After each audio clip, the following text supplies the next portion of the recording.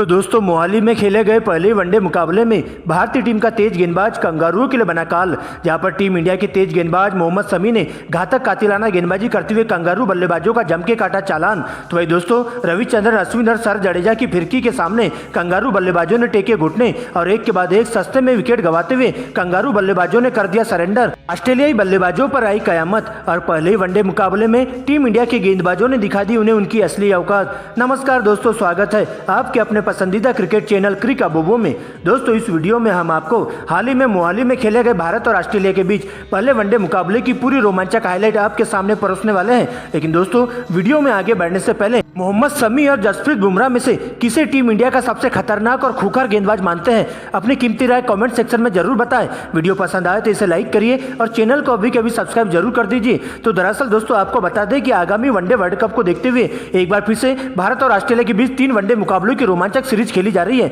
जहां पर दोस्तों ऑस्ट्रेलिया की टीम भारत दौरे पर आई हुई है। जहां पर दोस्तों हाल ही में देखा गया कि 3 वनडे मुकाबलों की सीरीज के पहले वनडे मुकाबले के लिए कंगारू टीम की कमान टीम के तेज गेंदबाज पैट कमिंस के कंधों पर सौंपी गई थी। तो वही दोस्तों टीम इंडिया के लिए केएल राहुल कप्तानी करते हुए देखे गए थे। दोस्तों आपको बता दें कि दोपहर 1 बजे मुकाबले में टॉस किया जाता है, सिक्का उछाला जाता है और सीधा टीम इंडिया के कप्तान केएल राहुल के पक्ष में जाकर गिरता है, जहां पर केएल राहुल टॉस जीतकर पहले गेंदबाजी करने का फैसला करते हैं। तो वही दोस्तों कंगारू टीम को पहले बल्लेबाजी करने के लिए आमंत्रित किया जाता है। दोस्तों इसके बाद ऑस्ट्रेलिया की पारी की शुरुआत करने के लिए टीम के 2 धाकड़ ओपनर बल्लेबाज मिशेल मार्श और डेविड वार्नर मैदान पर आते हैं। तो वही दोस्तों टीम इंडिया के लिए पहले ओवर की गेंदबाजी करने के लिए तेज गेंदबाज मोहम्मद शमी आते हैं, जहां पर दोस्तों दूसरी गेंद पर मिशेल मार्श करारा चौका जड़ देते हैं। लेकिन दोस्तों इसके बाद शमी शानदार वापसी करते हैं और ओवर की चौथी गेंद पर 4 रनों के स्कोर पर पहला बड़ा झटका मिशेल मार्श के रूप में कंगारू टीम को दे देते हैं, जहां पर दोस्तों मिशेल मार्श 4 रनों के निजी स्कोर पर स्लिप में शुभमन गिल के हाथों कैच आउट होकर पवेलियन का रास्ता नाप लेते हैं और एक ओवर की समाप्ति पर ऑस्ट्रेलिया का स्कोर 1 विकेट के नुकसान पर 4 रनों तक पहुंच जाता है।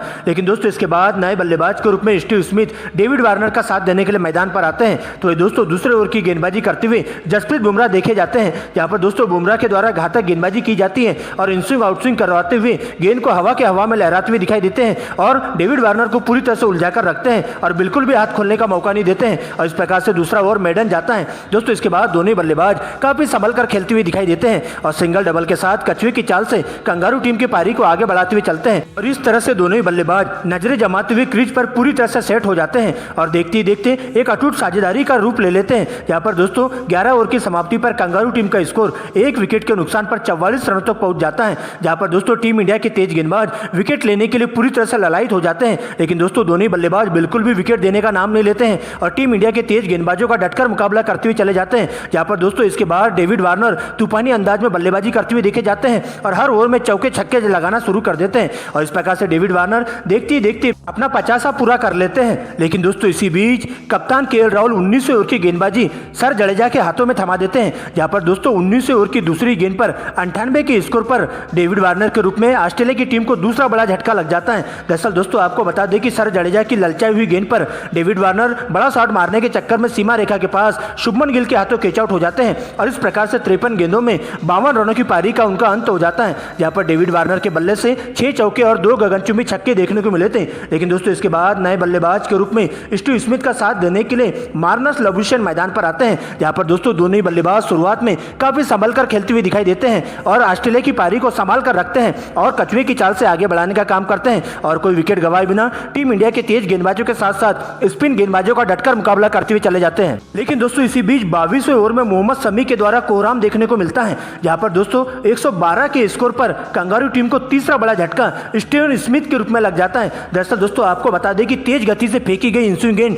टप्पा पड़ने के बाद तेजी से अंदर की तरफ आती है और स्टीव स्मिथ को चारों खाने चीत करते हुए क्लीन बोल्ड कर देती है, जहां पर स्टीव स्मिथ बिल्कुल भी समझ नहीं पाते हैं और क्लीन बोल्ड हो जाते हैं और इस प्रकार से 60 गेंदों में 41 रन बनाकर 3 चौके और 1 गगनचुंबी छक्के के साथ स्टीव स्मिथ को पवेलियन का रास्ता नापना पड़ता है और इस तरह से मोहम्मद शमी अपनी कातिलाना गेंदबाजी से कंगारू बल्लेबाजों पर पूरी तरह से कहर बनकर टूट पड़ते हैं और बिल्कुल भी हाथ खोलने का मौका नहीं देते हैं। लेकिन दोस्तों इसी बीच नए बल्लेबाज के रूप में मार्नस लबुशेन का साथ देने के लिए कैमरन ग्रीन मैदान पर आते हैं। यहाँ पर दोस्तों आते ही दोनों ही बल्लेबाज अपने ही अंदाज में बल्लेबाजी करते हुए चले जाते हैं और लगातार स्ट्राइक रोटेट करते हुए टीम इंडिया के तेज गेंदबाजों के साथ साथ स्पिन गेंदबाजों का डटकर मुकाबला करते हुए चले जाते हैं और देखते ही देखते कंगारू टीम के स्कोर को 150 रनों के पार पहुंचा देते हैं। यहाँ पर दोस्तों सबसे पहले कैमरन ग्रीन तूफानी अंदाज में बल्लेबाजी करते हैं और एक ही ओवर में 2 चौके और 2 गगनचुंबी छक्के लगा देते हैं। लेकिन दोस्तों इसी बीच 33वें ओवर की गेंदबाजी करने के लिए स्पिन गेंदबाज रविचंद्रन अश्विन आते हैं और आते ही दोस्तों कंगारू के ताबूत में कील ठोकने का काम करते हैं और कंगारू टीम की बड़ी मछली का शिकार कर जाते हैं,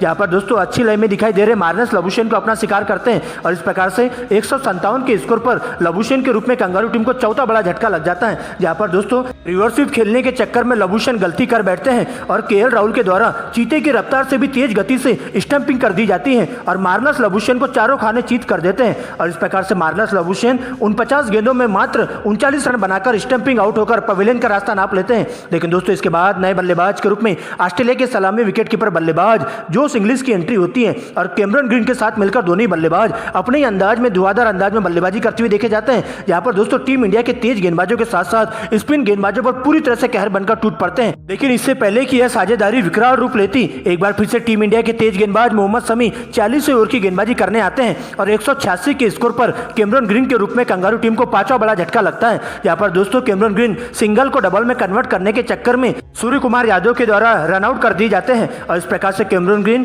52 गेंदों में 31 रन बनाकर पवेलियन का रास्ता नाप लेते हैं। लेकिन दोस्तों इसके बाद नए बल्लेबाज के रूप में स्टोइनिस मैदान पर आते हैं और जोश इंग्लिश के साथ मिलकर दोनों बल्लेबाज ताबड़तोड़ अंदाज में बल्लेबाजी करते हुए देखे जाते हैं। यहाँ पर दोस्तों दोनों बल्लेबाजों के द्वारा फ्रंट ऑफ स्कोर की दिशा में ज्यादा शॉट्स लगाए जाते हैं, तो वही दोस्तों फ्लिक शॉट और हुक शॉट का दोनों बल्लेबाज ज्यादातर इस्तेमाल करते हैं। लेकिन दोस्तों इसी बीच 47वें ओवर में मोहम्मद शमी का कोहराम देखने को मिलता है, जहां पर दोस्तों मार्क स्टोइनिस को पूरी तरह से क्लीन बोल्ड कर देते हैं और 248 के स्कोर पर स्टोइनिस के रूप में कंगारू की टीम को छठा बड़ा झटका लग जाता है, जहां पर दोस्तों स्टोइनिस के बल्ले से 29 रन देखने को मिलते हैं। लेकिन दोस्तों इसके बाद एक बार फिर से जसप्रीत बुमराह के द्वारा घातक गेंदबाजी की जाती है और इसके बाद दोस्तों अगले ही कुछ पलों के बाद 250 के स्कोर पर 48वें ओवर की दूसरी गेंद पर सातवां बड़ा झटका जोश इंग्लिश के रूप में लग जाता है, जो कि 40 रन बनाकर पवेलियन का रास्ता नाप लेते हैं। लेकिन दोस्तों इसके बाद कंगारू टीम का कोई भी बल्लेबाज टीम इंडिया के गेंदबाजों के सामने बिल्कुल भी डटकर मुकाबला नहीं कर पाता है और एक के बाद एक सस्ते में अपना विकेट गंवाते हुए चले जाता है। यहाँ पर दोस्तों मोहम्मद शमी अपनी कातिलाना गेंदबाजी करते हुए कंगारू टीम के बल्लेबाजों पर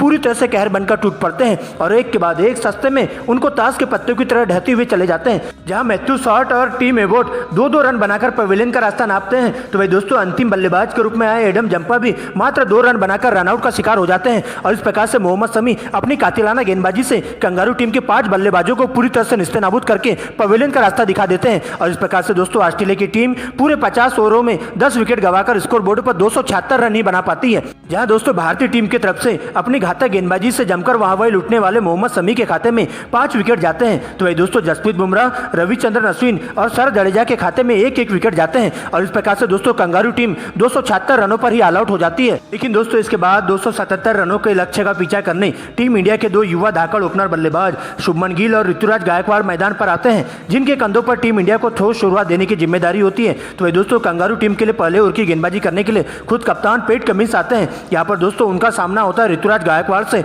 और ओवर की अंतिम गेंद पर करारा चौका उनके बल्ले से देखने को मिलता है और एक ओवर की समाप्ति पर टीम इंडिया बिना विकेट गंवाए 4 रनों तक पहुंचा देते हैं। लेकिन दोस्तों इसके बाद तो दोनों ही बल्लेबाज अपने हाथ खोलते हुए दिखाई देते हैं और हर ओवरों में चौके छक्के लगाना शुरू कर देते हैं, जहां पर दोस्तों कंगारू टीम के गेंदबाजों का जम के चालान काटते हैं और पूरी तरह से हावी हो जाते हैं और बिना विकेट गंवाए ही 50 से ज्यादा रनों की अटूट साझेदारी पूरी कर लेते हैं। लेकिन दोस्तों इसके बाद दोनों ही बल्लेबाजों का तूफान देखने को मिलता है, जहां पर दोस्तों मौजूदा समय में 21 ओवर की समाप्ति पर ऋतुराज गायकवाड़ 73 गेंदों में 65 रन बना लेते हैं। तो वही दोस्तों शुभमन गिल भी तो आती सी पारी खेलते हुए दिखाई देते हैं और मात्र 53 गेंदों में ही 69 रन बनाकर क्रीज पर मौजूद रहते हैं। यहाँ पर दोस्तों ऋतुराज गायकवाड़ 65 रनों के मामले में अब 9 चौके लगा देते हैं, तो वही दोस्तों शुभमन गिल 69 रनों की पारी में 6 चौके और 2 गगनचुंबी छक्के लगा देते हैं और टीम इंडिया 21 ओवर में बिना विकेट के 136 रन बना लेती है।